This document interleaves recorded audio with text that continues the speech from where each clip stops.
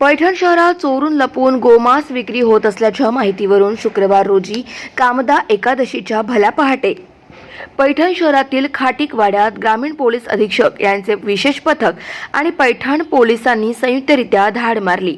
यावेळी गोमांस विक्री करणाऱ्या 5 ते 6 जण मिळून आले। मात्र अंधाराचा फायदा घेत 3 आरोपींनी पळ काढला। यावेळी पोलिसांनी 3 आरोपींच्या मुसक्या आवळल्या असून आरोपींना अटक करण्यात आली आहे। या प्रकरणी पैठण पोलीस ठाण्यात गुन्हा दाखल करण्यात आला असून धाडीत पोलिसांना जवळपास 350 किलो गोमांस आणि 210 वेगवेगळ्या जनावरांची कातडी जप्त केली। पैठण शहरातील नेहरू चौक भागातील कुरेशी मोहल्ला येथे असल्याची माहिती ग्रामीण पोलीस अधीक्षक यांच्या विशेष पथक आणि पोलीस निरीक्षक संजय देशमुख यांना मिळाली।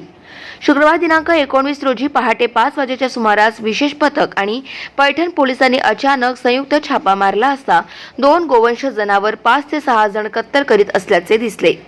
त्यापैकी आरोपी समद फकीर कुरेशी वय वर्ष 50 राहणे कुरेशी मोहल्ला पैठण तालुका पैठण, अब्दुल सलाम अब्बास कुरेशी वय वर्ष 60 राहणे गाझीपुरा पैठण तालुका पैठण, जानी खैरुचीन कुरेशी वय वर्ष 50 नेहरू चौक पैठण यांच्या पोलिसांनी मुसक्या आवळल्या। मात्र 3 आरोपी अंधाराचा फायदा घेत फरार होण्यात यशस्वी झाले।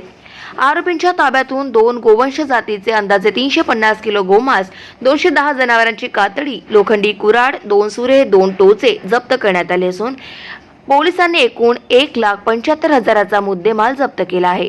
दरम्यान जप्त मुद्देमाल नाशवंत असल्याने आणि त्यांची दुर्गंधी येत असल्याने वैद्यकीय अधिकारी यांच्या मार्फत नमुने घेऊन नगर परिषद यांच्या मदतीने मुद्देमालाचा सविस्तर पंचनामा करून जमिनीत पुरून नाश करण्यात आला।